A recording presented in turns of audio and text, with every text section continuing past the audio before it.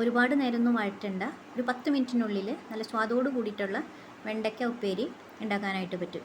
അപ്പോൾ ഇതുണ്ടാക്കാനായിട്ട് നല്ല ഫ്രഷ് ആയിട്ടുള്ള വെണ്ടയ്ക്ക തന്നെ എടുക്കാൻ നോക്കുക. വെണ്ടയ്ക്ക നന്നായിട്ട് കഴുകിയിട്ട് വെള്ളമൊക്കെ ഒന്ന് തുടച്ചെടുത്തതിന് ശേഷം കടയും തലയൊക്കെ കളഞ്ഞിട്ട് ചെറുതായിട്ടൊന്ന് കട്ട് ചെയ്തെടുക്കാം. ഒരു സബോള നീളത്തിലരിഞ്ഞതെടുക്കുക, പിന്നെ പച്ചമുളക്. അപ്പോൾ വെണ്ടയ്ക്കൊക്കെ ചെറുതായിട്ട് കട്ട് ചെയ്തിട്ട് എടുത്തിട്ടുണ്ട്. ഇനി നമുക്ക് ഈ കട്ട് ചെയ്ത വെണ്ടയ്ക്കൊക്കെ ഒരു പാത്രത്തിലേക്ക് മാറ്റാം. ഇനി ഇതിലേക്ക് നമുക്ക് ചെറുതായിട്ട് അരിഞ്ഞ നീളത്തിലരിഞ്ഞ സബോള അത് ചേർത്ത് കൊടുക്കാം. പച്ചമുളക് 1 2 ചേർത്ത് കൊടുക്കട്ടോ. മുറിക്കേണ്ട ആവശ്യമില്ല, അങ്ങനെ തന്നെ ഇട്ട് കൊടുത്താൽ മതി. ഇനി ഇതിലേക്ക് പൊടികളൊക്കെ ചേർത്ത് കൊടുക്കാം. എരിവിനാവശ്യത്തിന് മുളക് പൊടി, കുറച്ച് മഞ്ഞൾപ്പൊടി, 1 ടീസ്പൂൺ മല്ലിപ്പൊടി, ആവശ്യത്തിന് ഉപ്പ്, പിന്നെ 1 ടേബിൾ സ്പൂൺ എണ്ണ. അത് വെളിച്ചെണ്ണയോ സൺഫ്ലവർ ഓയിലോ ഏതോ നിങ്ങളുടെ ഇഷ്ടം ഒഴിച്ചു കൊടുക്കാം കേട്ടോ.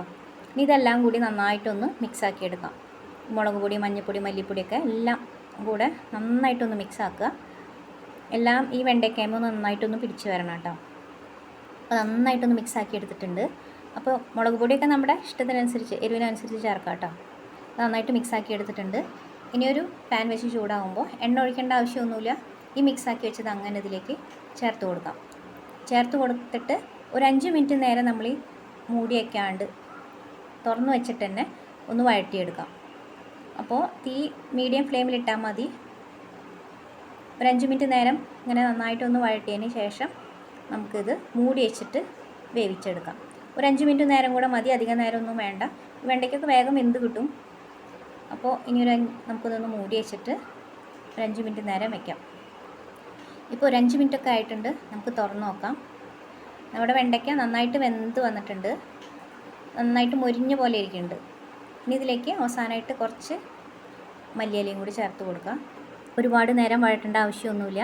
നല്ല സ്വാദോട് കൂടിയിട്ടുള്ള വെണ്ടയ്ക്ക ഉപ്പേരി റെഡി. ചോറിൻ്റെ കൂടെ കഴിക്കാനായിട്ട് ഇത് മാത്രം മതി കേട്ടോ. നമുക്ക് ചപ്പാത്തിയുടെ കൂടെ കഴിക്കാനും നല്ലതാണ്. നിങ്ങളെല്ലാവരും ഉണ്ടാക്കി നോക്കൂ. ഇഷ്ടമായെങ്കിൽ ഷെയർ ചെയ്യണം, കമൻറ്റ് ചെയ്യണം, ചാനൽ സബ്സ്ക്രൈബ് ചെയ്യണം. അടുത്ത വീഡിയോയിൽ കാണാം.